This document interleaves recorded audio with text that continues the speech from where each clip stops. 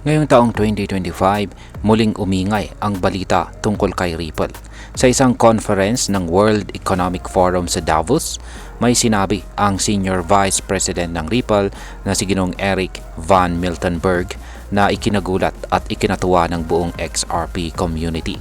Sabi niya si Ripple daw ay nagtatayo ng isang Swift update or replacement. Pero anong ibig sabihin nito? Papalitan na ba talaga ni Ripple si Swift? Ang sistemang ginagamit ng halos lahat ng bangko sa buong mundo para sa international money transfers? At kung totoo man, ano ang epekto nito sa atin bilang mga Pinoy crypto traders at investors ni XRP? Kaya yan po ang siyang ating pag-uusapan sa video na ito. Pero bago po tayo magpatuloy, ay pakibasa na lamang po muna ang disclaimer dito sa ibaba ng ating screen. Yan, simulan po natin sa unang katanungan kung ano nga ba ang Swift at bakit po mahalaga ito sa global finance.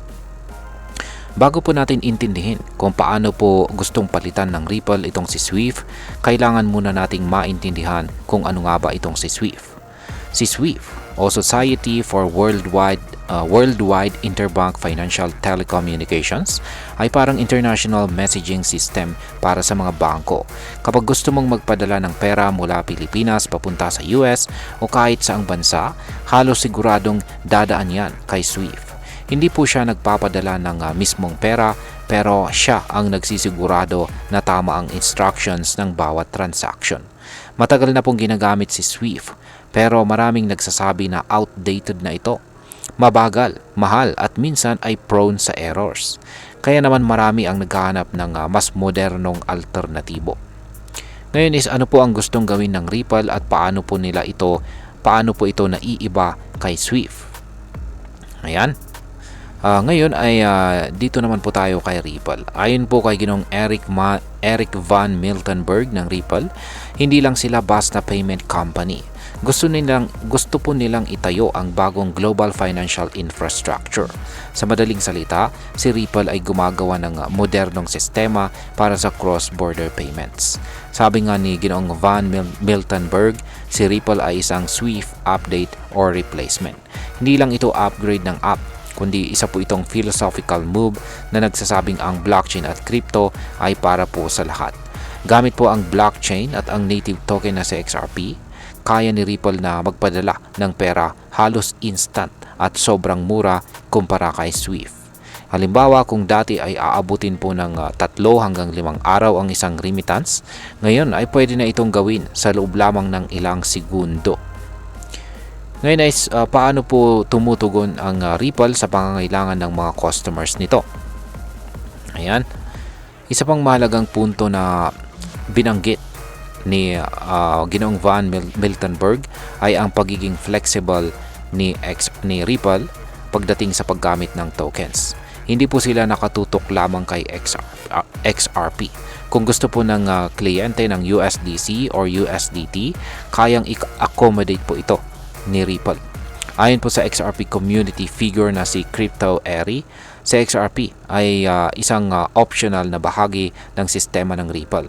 Hindi ito palaging ginagamit, lalo na kung mas simple ang transaction na walang conversion. Halimbawa, kung USDT to USDT ang transfer, bakit mo pa kailangang isali si XRP? Di po ba?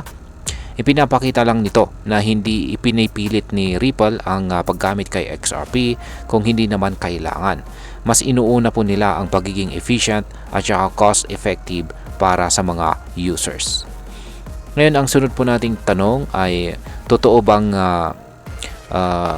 papalitan or gustong palitan ng Ripple itong si Swift at hindi makipagtulungan na lamang? Ito ang isa sa mga pinakamainit na usapin ngayon dito sa community ni XRP. May ilang mga nagsasabi dati na baka makipagtulungan si Ripple kay Swift.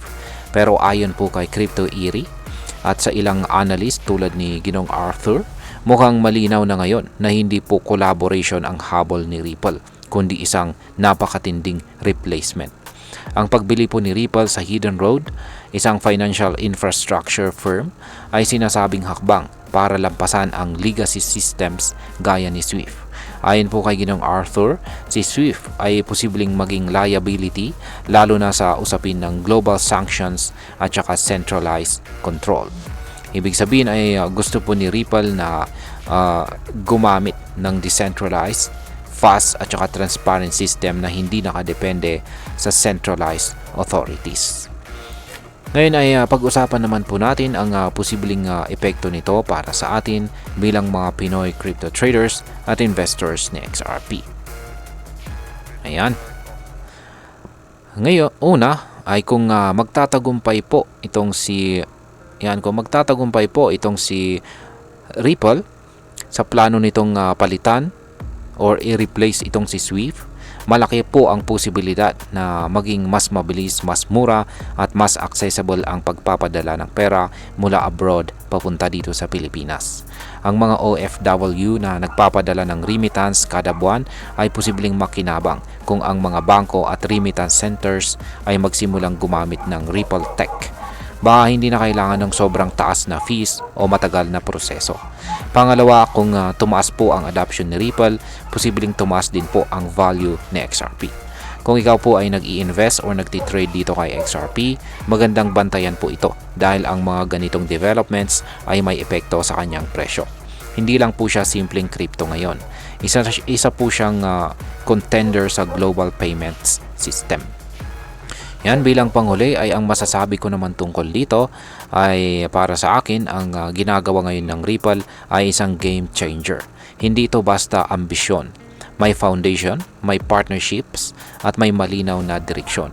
Hindi lahat ng crypto projects ay may ganitong klase ng focus at saka strategy. Pero syempre, may mga risk pa rin.